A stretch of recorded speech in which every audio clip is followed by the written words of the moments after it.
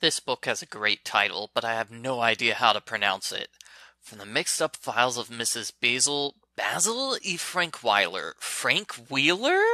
Argo Font Book Review. Argo Font Book Review. This review was commissioned through Patreon. Patreon, give me your money, please. Claudia Kincaid has decided to run away from home because she's tired of being the oldest, most responsible one in the family. She decides she's going to live in the Metropolitan Museum of New York. Metropolitan Museum of Art in New York City. From here on out, she's going to live there.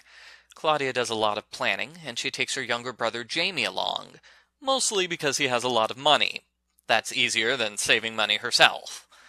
They pack their belongings in instrument cases and hide by lying down in the back row of the school bus. The driver doesn't notice them, so they get taken to the bus lot. From there, they get off the bus and take a train to New York City. It's easy to go unnoticed in the museum because it gets tens of thousands of visitors each day. They get food from the museum snack bar. It costs $1.50 to feed 2 people? What a rip-off! No wonder the museum is free. They're making money hand over fist with those outrageous food prices. The internet tells me that this museum is no longer free. I guess not enough people bought their food. When the museum closes, they leave through the front and re-enter through the back door. I presume this plan makes sense to people who have been to the museum, but it confuses me. Why aren't there any guards in the back entrance? Where is the back entrance? I don't see a back entrance, parking lot, or children's museum listed anywhere on the map that's included with the book. If you're going through all the trouble of including a map with the book, why not make sure the map includes the important locations? They hide in the bathroom by standing on the toilets. The lazy guards just look under the stalls to see if there are any feet. They don't actually check each individual bathroom stall, so that's how they avoid those guards. They avoid being caught by the night watchman by sleeping in a closed canopy bed. As the days go on, they develop a better routine to avoid being caught. People in the museum make a fuss over a new addition, an angel statue. It originally belonged to Mrs. Basil E. Frankweiler, who bought it in Bologna, Italy. People suspect it's a long-lost sculpture by Michelangelo. If so, it's worth millions. Claudia decides she's going to prove Michelangelo made the sculpture. It's not like she's got anything better to do. They wash their clothes in a laundromat, research Michelangelo in the libraries, and they take a bath in the museum's fountain. They also have a close call with Jamie's class, which just happens to visit the museum that week.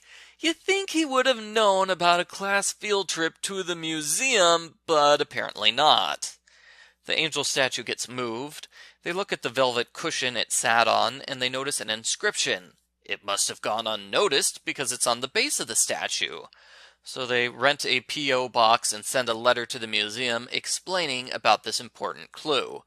The museum kindly writes back saying they already knew that information and it's non-conclusive. It could be a forgery and the statue could have been carved by somebody else who used Michelangelo's marble. Claudia is very upset and cries. She was hoping to discover something new by running away, something to make her different. Instead, she's just the same person she always was. They spend the rest of their money getting to Mrs. Basil E. Frankweiler. She is a very particular old woman.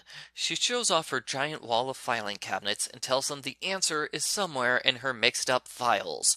She gives them an hour to find it. Claudia realizes the answer is hidden under Bologna. Inside that file is a letter from Michelangelo verifying the authenticity of the sculpture. Mrs. Basil decides to leave the letter to them in her will. Now Claudia has a secret which makes her different. Mrs. Basil is so sad she has no heirs, the children decide to adopt her as a grandmother, although they don't tell her this. Mrs. Basil has her chauffeur drive them home, and the museum staff is confused when they find the instrument cases. The end. Post-book follow-up. The entire book is done in the form of a letter. Mrs. Basil tells the entire story to her lawyer in order to explain why she's changing her will. It works well as a framing device, and it builds up a lot of anticipation for the ending, where Mrs. Basil appears. It was probably the best part of the book, that ending. It was meeting the clever, somewhat nasty woman who's been narrating for the past 100+ pages. I wanted to see what she was like. In an end-of-book plot twist that doesn't change anything, Mrs. Basil's lawyer is Claudia's grandfather. Claudia criticizes Jamie's grammar a lot in this book. She gets mad when he uses two prepositions in a row, like, let's hide out in the museum. I had no idea that was bad grammar. That sounds like a perfectly normal sentence to me. Personally speaking, I did not care for this book. It is well written and the characters' voices are strong. I can appreciate that, but I found it to be extremely boring. Nothing happens in this book. It's mostly gratuitous descriptions of a museum and two kids bickering over nothing. I kept waiting for something to happen in this book, because the main storyline of the angel statue doesn't appear until halfway through. Overall, it's an award-winning classic which has stood the test of time, but I didn't like it.